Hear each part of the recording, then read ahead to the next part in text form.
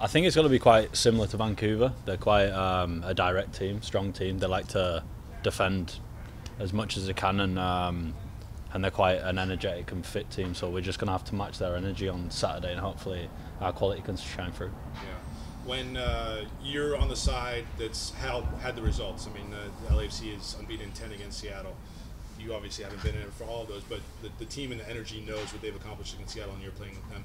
What do you expect from an opponent that hasn't gotten the results? And when you've maybe been on the other side of that, how do you manage that?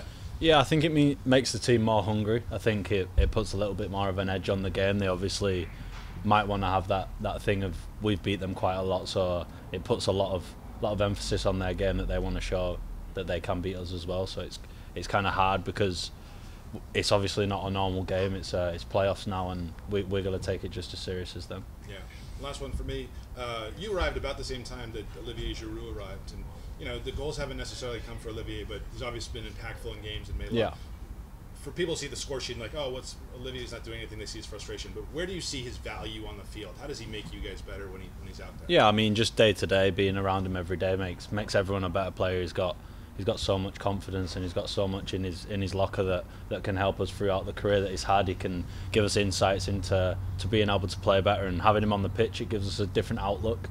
It gives us a player to hold the ball up and stuff, and sometimes I think we don't play to that as much as we can do. He's obviously got different qualities to some of the players that have been here in the recent years, and I think if we can start playing to his qualities, the goals will come from him. Would you say the goal that you guys scored in Vancouver during the regular season was sort of what you're talking about, his ability to connect, hold up? Yeah, definitely. I think his ability to be able to be the bounce pass and then get in the box and probably finish off the goals is what I'm talking about. Yeah, you've come from Europe, obviously, trying to get your head around the idea of playoffs, which is a good thing to you. And tell us the truth now. Don't give us the corporate line. So you come here, you figure out playoffs, and then they say, oh yeah, by the way, there's a 2-week break right in the middle of the most important games.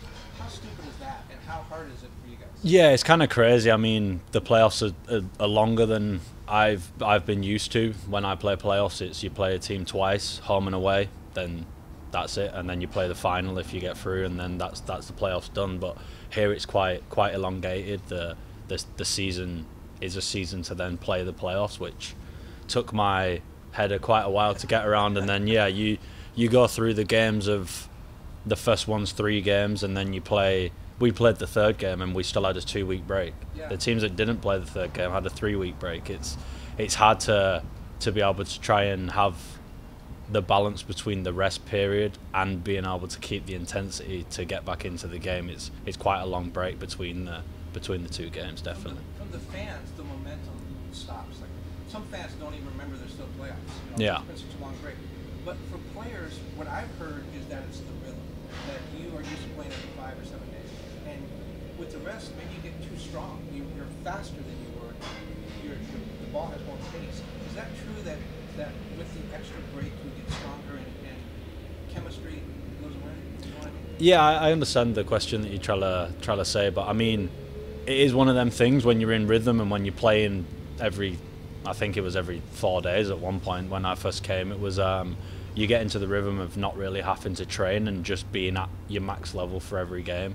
Now it's kind of sit back, you go back to the room, you go back to the draw board, and you look at training again, and you try and work out little things of where you've gone wrong, what you can improve better. But when there's game after game after game, you get into the rhythm of being able to play the games. And I think going from game after game after game to a 2-week break, it's kind of hard to adapt sometimes. Thank you.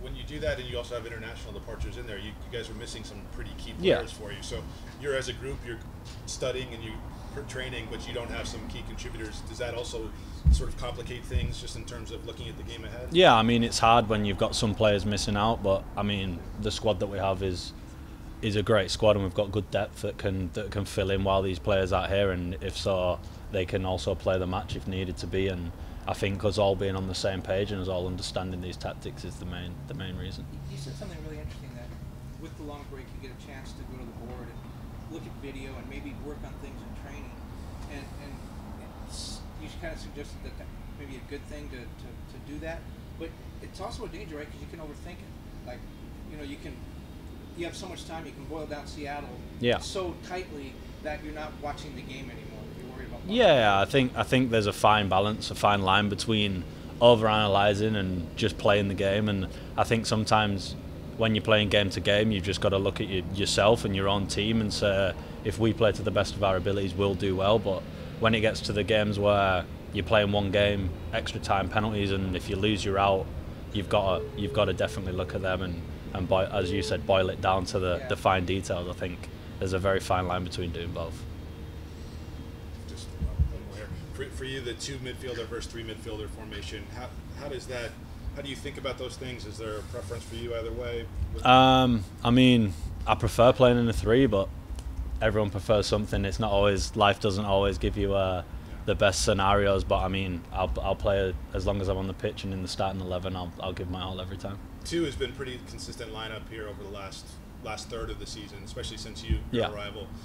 But you guys went to 3 in that Vancouver match. Having that flexibility, knowing that you can do that and throw things in even in the middle of the game, switch things up and have success that way. Yeah. What does that do for the group, just in terms of like knowing that this situation in front of us can be addressed and it's not insurmountable? We can make adjustments to make the difference. Yeah, I mean, sometimes it comes from us on the pitch, but sometimes it does come from the coaches. I mean, when you're on the field, it's easier to feel the situation and feel the scenarios, and we can make the changes ourselves. We won't change formation, but we may change positions on the pitch and see how we are in certain positions. But having the flexibility to go from a 2 in the midfield to a 3 or a 5-3-2 or whatever you want to call it to a 4-3-3, it definitely gives the opposition a problem as well, because they have to analyse both formations that we could possibly play. And you prefer 3 just because that's what you grew up in, or you're more? Yeah, I've always played higher up as an 8. Don't really play as this deep line 6 that supports the attack, but adding another string to my bow is not a bad thing at 26-year-old. So, thank you.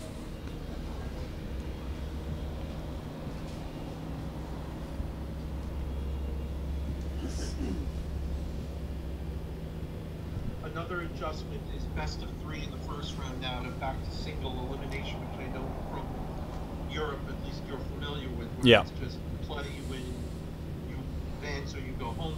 Do you feel, what's the adjustment period going from best of 3 to single elimination? And do you feel like some of the experience you had with Huddersfield and Forest, being in these pressure situations, do you feel like that's going to help you as you sort of make that adjustment?